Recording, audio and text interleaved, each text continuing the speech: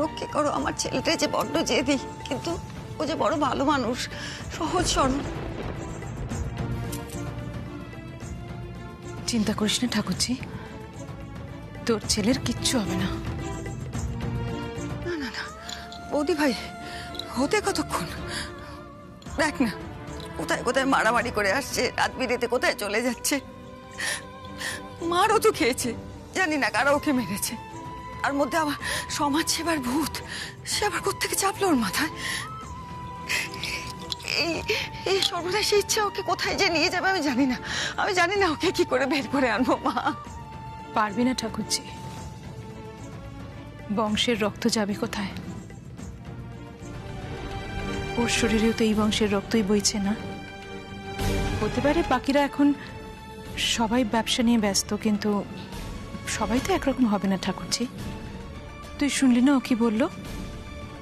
ওর বড় দাদু ওর কাছে ভগবানের সমান। সেই মানুষের ভাবনাকে ওর মন থেকে সরাবে কি করে বল? ঠিক বলেছ বৌমা, এই জন্যই তো অভিকে নিয়ে আমার এত গর্ব। আমি আমার সন্তানদের বাবার আদর্শে মানুষ করতে চেয়েছিলাম, কিন্তু পারিনি। তারা টাকা পয়সা লাভ লোকসানকেই গুরুত্ব দিয়েছে জীবনে। এটাই ছিল আমার জীবনের একটা দুঃখ। বাবার এমন একটা লড়াইয়ের লেগাসি আমি আমার বংশধরদের দিয়ে যেতে পারলাম না। কিন্তু অভি আমার সেই দুঃখ ভুলিয়েছে। অভির এই মূল্যবোধ না বিকিয়ে লড়াই করাটাকে আমি সাপোর্ট করি। যত দিন বাঁচব তত দিন করব। তাতে যদি কারোর আঁতে লাগে আমার কিছু করার নেই। বাবা কি ভাবলে তুমি? আমাদের জ্ঞানটা দেবে আর আমরা চুপচাপ করে শুনে নেব, আর শুনে সন্ন্যাস নিয়ে নেব। না বাবা, এটা এই জন্ম তো হবে না।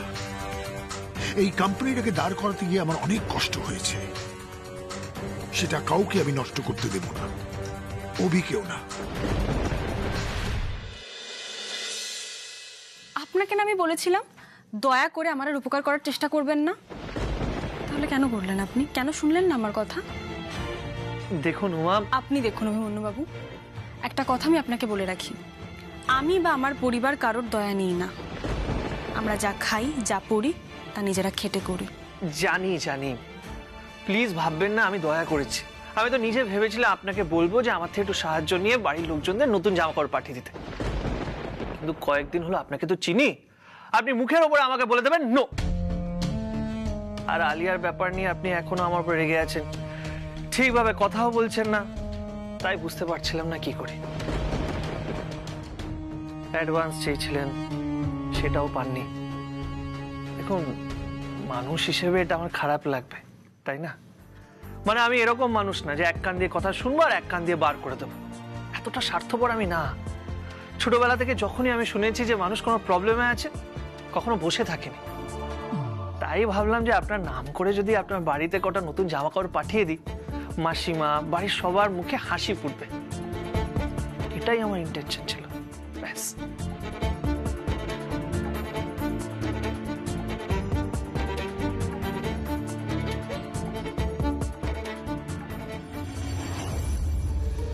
ও হরি, এত দূর একেবারে জামা কাপড় পাঠিয়ে দেওয়া হয়েছে এই মেয়ের বাড়িতে? আমার দিকে তো কোনোদিন ঘুরেও তাকায়নি। আমার বুঝি অত রূপ নেই। যাই হোক না কেন অভিমন্যুবাবু, আপনি হয়তো এগুলো করে তৃপ্তি পেয়েছেন, কিন্তু আমার এই বিষয়টা একদমই পছন্দ হয়নি। আপনি আমার নাম করে আমার অজান্তে আমার বাড়িতে পুজোর জামা কাপড় পাঠালেন। ঠিক করেননি আপনি কাজটা। আমি আর আপনি কিন্তু এক নই। আমার আর আপনার মধ্যে কোনো মিল নেই অভিমন্যুবাবু।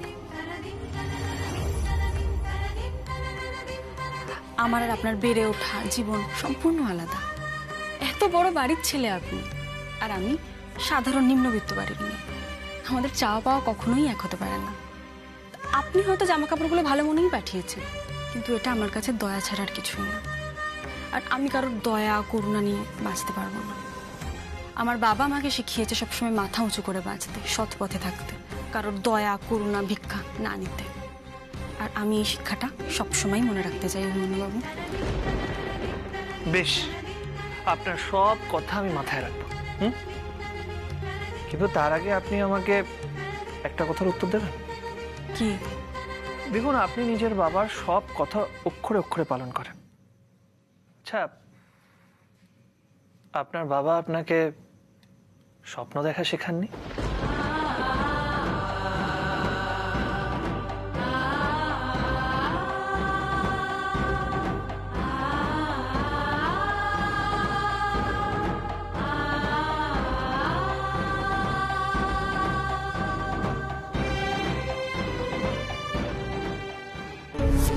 এদের রংবুক চলবে কতক্ষণ? এবার তো কেউ এসে গেলে আমি ফেসে যাব।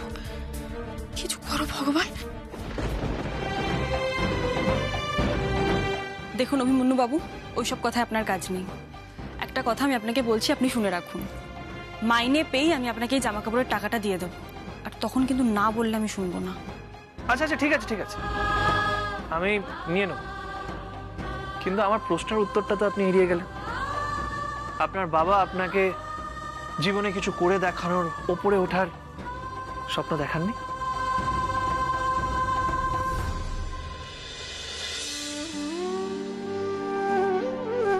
আগে কাল তোর জন্য ব্যাট, গ্লাভস, ব্যাট সব কিনে আনি, তারপর ঠান্ডা মাথায় গিন্নিকে সামনে বসিয়ে বলবো, সুতপা চোখ তুলে তাকাও, তাকিয়ে দেখো তোমার চোখের সামনে দাঁড়িয়ে আছে ইন্ডিয়ান ক্রিকেট টিমের ভবিষ্যৎ খেলোয়াড়, যে কিনা কালকে কলকাতায় চিত্তরঞ্জন ক্লাবে ক্রিকেট খেলতে যাবে। ওরে বাবা! আপনি কি শুধুমাত্র আলিয়ার ব্যাগ বোয়ার জন্য জন্মেছেন, নাকি আপনার অন্য কোনো ইচ্ছে আছে? সেটা আমাকে বলুন। নাকি নাকি আপনার এরকম কোনো ইচ্ছেই নেই?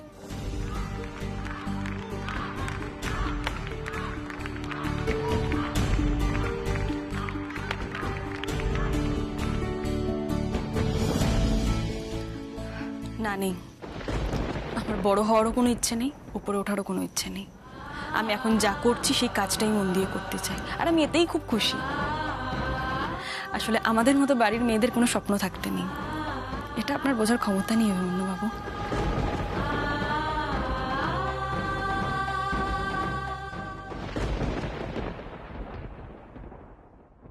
আমি তো বুঝে গেছি উমা। মুখে বললেন স্বপ্ন নেই, আর কিছু করার ইচ্ছে নেই, কিন্তু আপনার চোখের জল যে অন্য কথা বলল।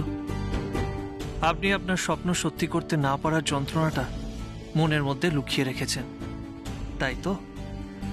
যেভাবে মানুষকে সাহায্য করার ব্রত নিয়েছি, যদি সুযোগ হয় আপনাকেও আমি সাহায্য করব উমা, আপনার স্বপ্নটাকে আরো একবার খুঁজে পাওয়ার জন্য।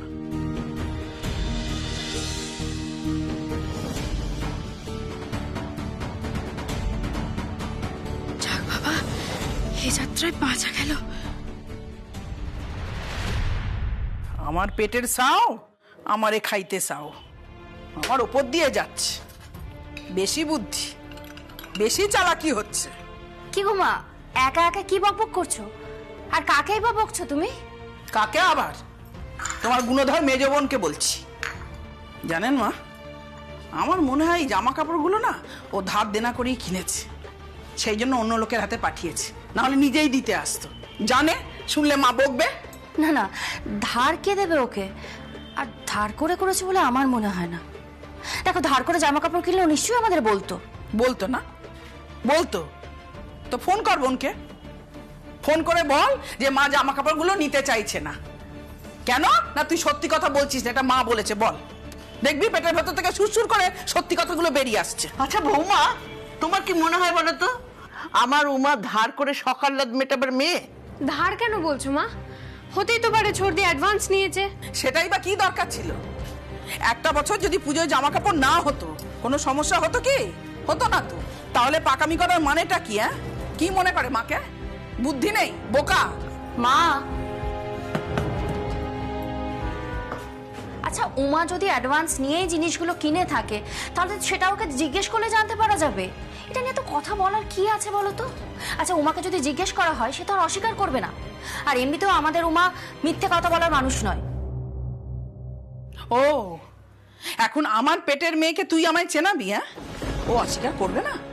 করবে করবে, মা তো শত্রু না, মায়ের কাছে লুকোবে না তো কার কাছে লুকোবে? ও তো ভাবে মা খারাপ, মা ভালোবাসে না, সব সময় খ্যাচ খ্যাচ করে। উহ, আবার সেই এক কথা। এক কাজ করলে এক কথা তো শুনতেই হবে মা, শুনতে হবে না? আপনি বলুন। শোন সোমা, তোর বোন আমার কাছে মুখ টিপে থাকে, তোর কাছে তো থাকে না। সুতরাং তুই ফোন করে ওকে জিজ্ঞেস করিস, মানে আমাকে বলেছিস বলবি না, তুই ফোন করে জিজ্ঞেস করিস যে কত টাকা ধার নিয়েছে, কার কাছ থেকে নিয়েছে, নাকি অ্যাডভান্স নিয়েছে। রাজ্যের দায়িত্ব নিজের ঘাড়ের ওপর চাপিয়ে আমার মনের বোঝা যেন না বাড়ায়, বলে দিস ওই মেয়েকে। আর ধার করা টাকাগুলো যেন এখানে সে নিয়ে যায়। ঠিক আছে মা, আমি জানবো, জেনে তোমাকেও সব বলবো।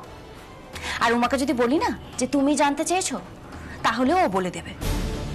তুমি ওকে ভুল বুঝছো, উমা তোমার কাছে কিছু লুকোয় না মা। কি বললে? উমা আমাদের থেকে কোনো কথা লুকোয় না, এই কথাটা না জীবনে বলবি না আমার সামনে। ও আমাকে লুকিয়ে ক্রিকেট খেলতে যেত, আমাকে লুকিয়ে বাবার সঙ্গে বন্দি করে কলকাতার ক্রিকেট ক্লাবে ভর্তি হয়েছিল। কিছু লুকোয় না, না কিচ্ছু লুকোয় না। আচ্ছা আচ্ছা, ঠিক আছে ঠিক আছে, পুরনো কথা তুলে আর মেজাজটা খারাপ করো না তো। ও সোমা জেনে নেবে উমার কাছে ফোন করে টাকার ব্যাপারটা।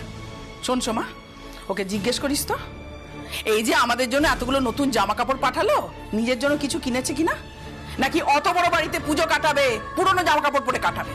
সেটা কিন্তু হবে না, বলে দিস। ও যেমন আমাদের জন্য নতুন জামা কাপড় কিনে পাঠিয়েছে, আমরাও পাঠাবো। হ্যাঁ, ও কি ভেবেছে নিজেকে? ও খুব মহৎ, দায়িত্ববান। ওকে বলে দিস ও আমার মেয়ে হতে পারে, কিন্তু আমি ওর মা। ও আমার পেটে জন্মেছে, আমি ওর পেটে জন্মাইনি। হ্যাঁ, আপনি দিগ্গজ পণ্ডিত হয়েছে। বাবারে বাবা, মামের এই মজার লড়াইটা দেখার জন্যই বোধহয় ভগবান আমার বাঁচিয়ে রেখে দিয়েছেন। এ বলে আমায় দেখ, ও বলে আমায় দেখ। মেয়েকে ভালোবাসি মুখেও বলবে না, অথচ চিন্তা করতেও ছাড়বে না। যা বলেছো ঠাম্মি। আর এই মা মেয়ের মাঝখানে পড়ে আমাদের অবস্থা দেখো, একেবারে চিড়ে চ্যাপ্টা। সত্যি বাবা, এই মা যা বলে গেল তাই কর তো। ছোটদিকে এক্ষুনি একটা ফোন কর আর জিজ্ঞেস কর ও নিজের জন্য কি কিছু কিনেছে নাকি কেনেনি।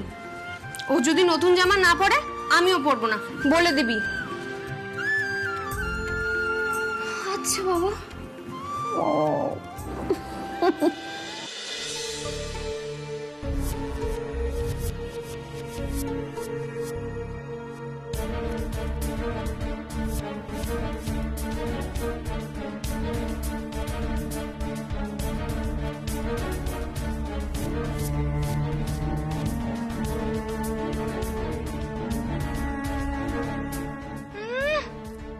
কে বলে রেখার বুদ্ধি নেই? পাচার করতে করতে রাত হয়ে যাবে, তার মধ্যে যদি এসবের খোঁজে পড়ে, ঘর সার্চ হয়, তাহলে ধরা পড়বে উমা। একটা কাজ তো হবে আমার, টাকা না পাই মেয়েটার পাখনা তো ছাঁটা যাবে। আমার পরে এসে আমার থেকে এগিয়ে যাওয়া।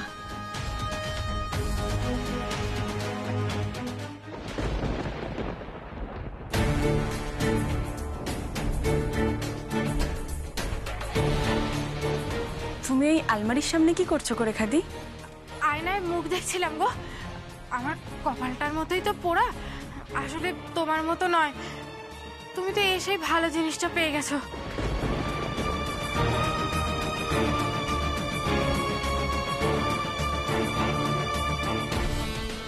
আমি আসলে ওই আলমারি আর আয়নার কথা বলছিলাম। এ ঘরে তো ভালো আয়না নেই, আর তুমি তো এ বাড়ির যে বউ হবে তার খাস লোক, তাই এসেই আলমারিখানা পেয়ে গেছো। আর তুমি বলো, মেয়ে মানুষ একটু যদি সেজে গুজে ঠিকঠাক ভাবে না থাকে, তাহলে ওই ঘর ভর্তি পুরুষ মানুষের সামনে যাওয়া যায়? আর একটু ঠিকঠাক থাকার জন্য তো একটা আয়না প্রয়োজন, বলো? জানো তো, এবারের যে বড় বৌদি খুব ভালো মানুষ, তাকে বলে একটা ড্রেসিং টেবিলের ব্যবস্থা করে নেব, যাতে তোমার অসুবিধে না হয়। না না, তুমি আয়না ব্যবহার করলে আমার কিসের অসুবিধা? এমনিতেও এটা তো আমার নয়, এই বাড়ির, তাই সবাই এটা ব্যবহার করতে পারে। আর আমার খুব একটা আয়না টায়না লাগে না, তাই তুমিই ব্যবহার করো।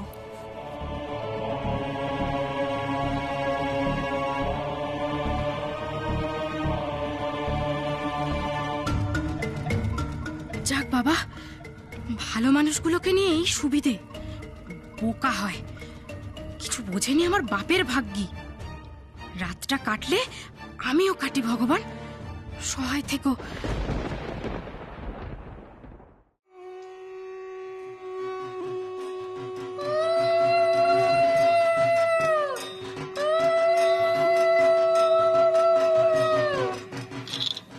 আলিয়াটা কোথায় গেল?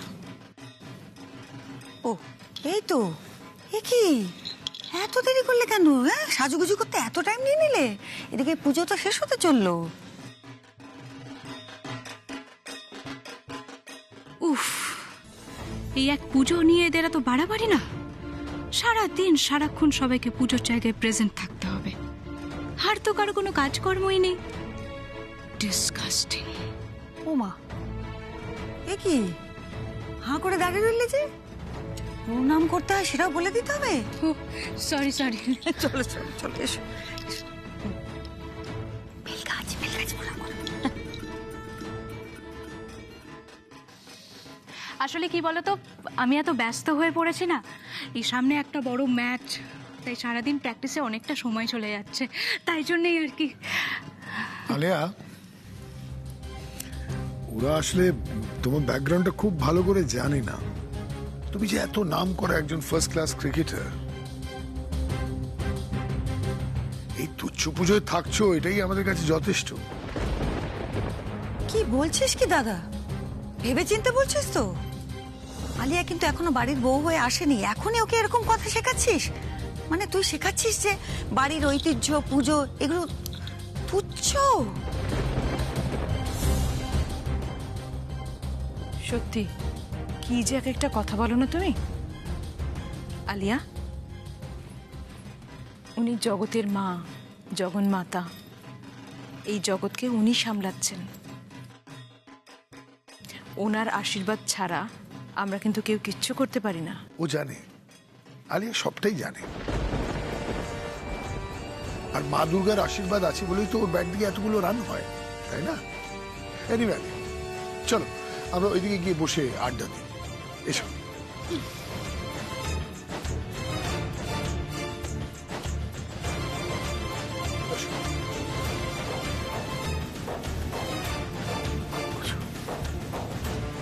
তা অনুরাগ, তুমি বলছিলে না কি একটা আলিয়াকে বলবে, বললে বলো।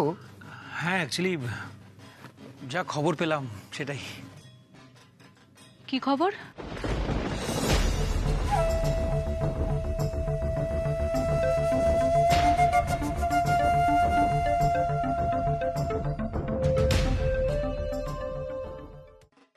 না আলিয়া, অ্যাকচুয়ালি মার্কেটে একটা কথা রটছে যে লাস্ট কিছু পারফরমেন্স তো তোমার খারাপ হয়েছে, তুমিও সেটা ভালো করে জানো।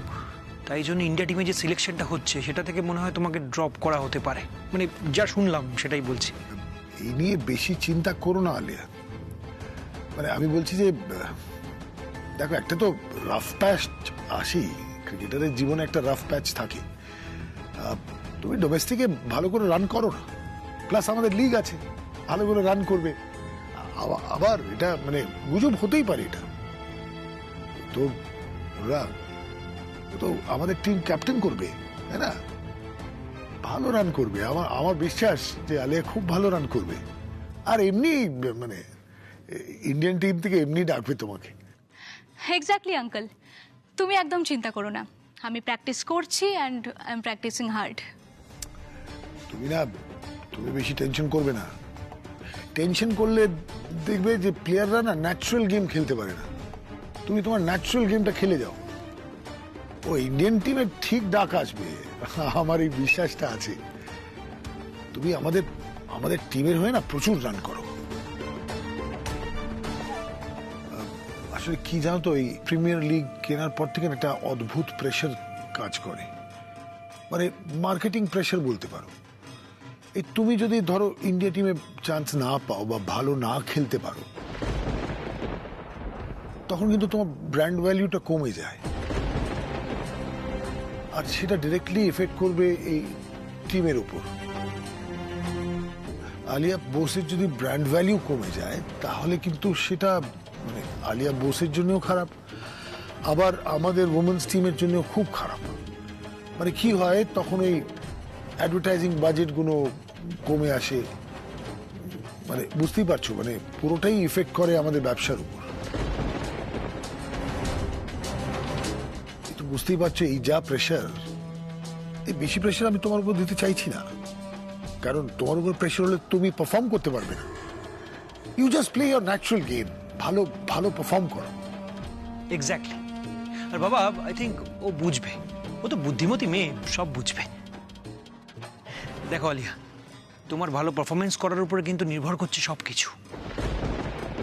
হ্যাঁ, মানে অভির সঙ্গে বিয়ে বাড়িতে বউ হয়ে আসা, সব কিছু।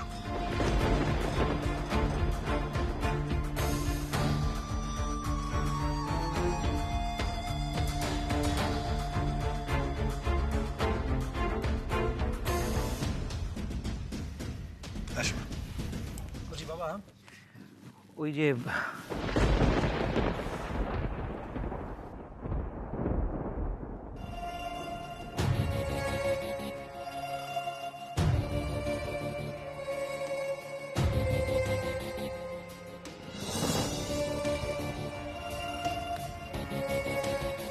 চিন্তা করিস না, আমি সমস্ত কথা শুনতে পেয়েছি।